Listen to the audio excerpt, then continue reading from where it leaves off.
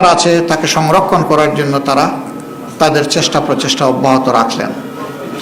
এর পাশাপাশি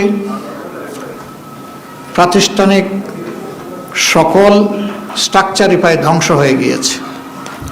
এগুলাকে ফিরিয়ে আনতে হলে অবশ্যই দায়িত্ব বেশি সরকারি দলের, তাদেরকেই মূল ভূমিকা রাখতে হবে। তারা যদি মূল ভূমিকা রাখেন তাহলে রাষ্ট্রের যে অঙ্গগুলো বিকল হয়ে পড়েছে সেগুলাকে সচল করা সম্ভব বলে আমরা মনে করি। বিচার বিভাগ থেকে শুরু করে সর্বত্র ভয়াবহ বিশৃঙ্খলা তৈরি হয়ে গিয়েছে। এই জায়গাগুলোকে অবশ্যই পরিচ্ছন্ন করতে হবে। আমরা দায়িত্বশীল বিরোধী দল হিসাবে আমরা জনগণের সাথেই থাকবো ইনশাআল্লাহ। জনস্বার্থ সংরক্ষণ, দেশের স্বার্থ সংরক্ষণ হবে আমাদের মূল দায়িত্ব। এদিকে আমরা সজাগ দৃষ্টি রেখেই জাতির পাশে থেকে আমরা দায়িত্ব পালন করব। সংসদে একটি কার্যকর এবং গঠনমূলক বিরোধী দল হিসাবে দুনিয়ার সভ্য দেশগুলা যেভাবে দায়িত্ব পালন করে আমরা সেই কালচারটা, সেই সংস্কৃতিটা সংসদে আমরা দেখতে চাই। সংসদের দুইটা অঙ্গ, একটা সরকারি দল আর একটা থাকবে বিরোধী দল, এটাই স্বাভাবিক। বিরোধী দল যেন তার ন্যায্য অধিকার, সংসদে কথা বলার অধিকার পায়, সেটা আমরা আশা করব। নূতন সরকারের দায়িত্ব যারাই নেবেন, দায়িত্ব নেওয়ার পরে আমরা আমাদের দিক থেকে নৈতিক দায়িত্ব পালন করব ইনশাআল্লাহ।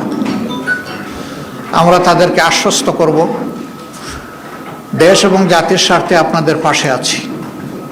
আমরা হাতে হাত রেখে কাজ করব।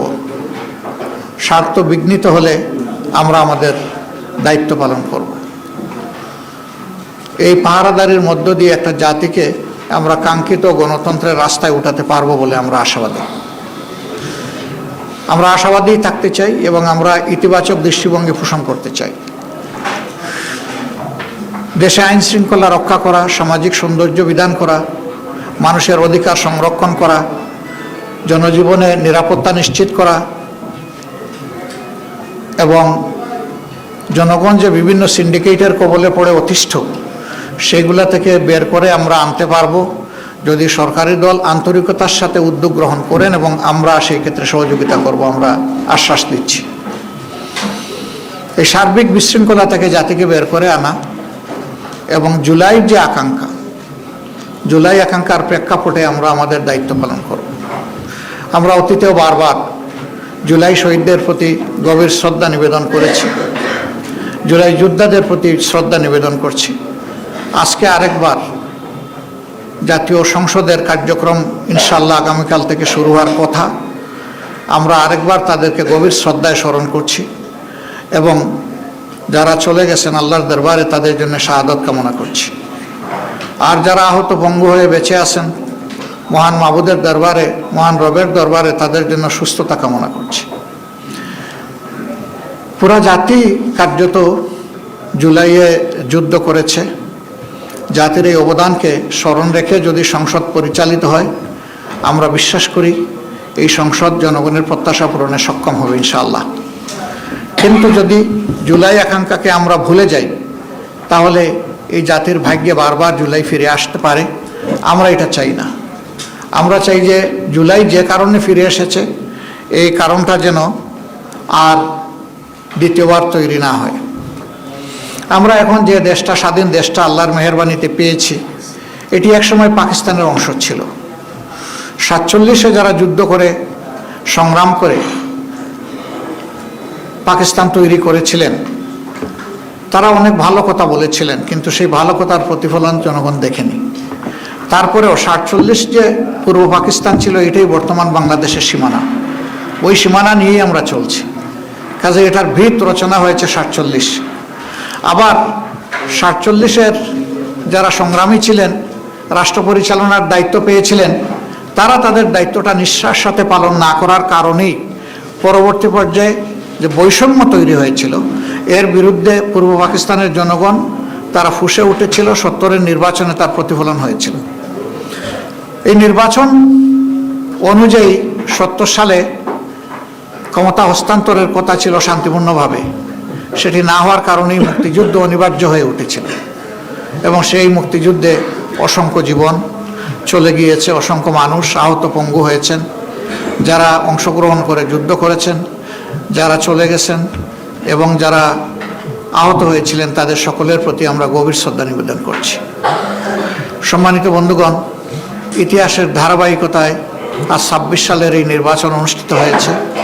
অতীতে এদেশে সুষ্ঠু গণতন্ত্র প্রতিষ্ঠা হওয়ার কোনো পরিবেশ তৈরি হয়নি। আমরা আশা করি যে আমাদের সমবেত প্রচেষ্টায় সরকারি দল বিরোধী দল মিলে আমরা যদি দায়িত্বশীল আচরণ করি, জাতির প্রতি যদি আমরা দায়বদ্ধতা নিয়ে কাজ করি, তাহলে গণতন্ত্র তার প্রাতিষ্ঠানিক রূপ পাবে ইনশাআল্লাহ। এর কোনো বিকল্প আপাতত নেই, আমাদেরকে সেদিকেই ফিরে যেতে হবে। তবে হ্যাঁ, এই পরিবেশ ফিরিয়ে আনা খুব সহজ বিষয় নয়, অনেক চ্যালেঞ্জ আছে এর সামনে, আমরা বুঝি। চ্যালেঞ্জ যাই থাকুক আমরা মনে করি এটা অর্জনযোগ্য। যদি আমাদের আন্তরিকতা উভয়ের থাকে তাহলে আমরা পারবো ইনশাআল্লাহ। তা আমি আজকে সাংবাদিক বন্ধুদের মাধ্যমে গোটা দেশবাসী যারা এই নির্বাচনে অংশগ্রহণ করেছেন, বিশেষ করে আমাদের পাশে দাঁড়িয়ে যারা সমর্থন শক্তি জুগিয়েছেন এবং যারা আমাদেরকে ভোট দিয়ে কৃতজ্ঞ করেছেন, আমরা তাদের সকলের প্রতি গভীর কৃতজ্ঞতা জ্ঞাপন করছি, আন্তরিক শুকরিয়া জানাচ্ছি এবং অভিনন্দন ও মোবারকবাদ জানাচ্ছি।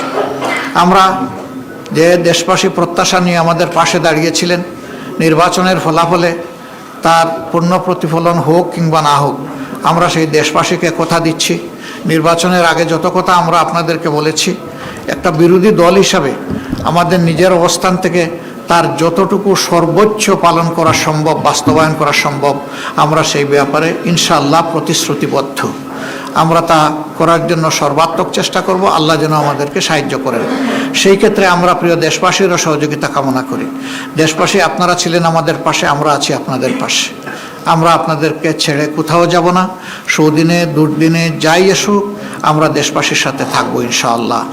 আল্লাহ তাআলা আমাদের সহায় হন এবং আগামীকাল থেকে যে নতুন অধ্যায়ের সূচনা হচ্ছে এটা দেশের জন্য কল্যাণ বয়ে আনুক, নতুন দ্বারা সুস্থ রাজনীতির বিকাশ ঘটুক এবং মানুষের জীবনে শান্তি এবং নিরাপত্তা ফিরে আসুক। আমাদের যুবকদের প্রত্যাশা পূরণ হোক, তাদের হাতে হাতে কাজ তুলে দেওয়ার জন্য রাষ্ট্র যেন পদক্ষেপ নেয়, সেই পদক্ষেপের আমরাও গর্বিত অংশীদার হতে চাই। আল্লাহ হাফিজ। বাংলাদেশ জিন্দাবাদ। বাংলাদেশ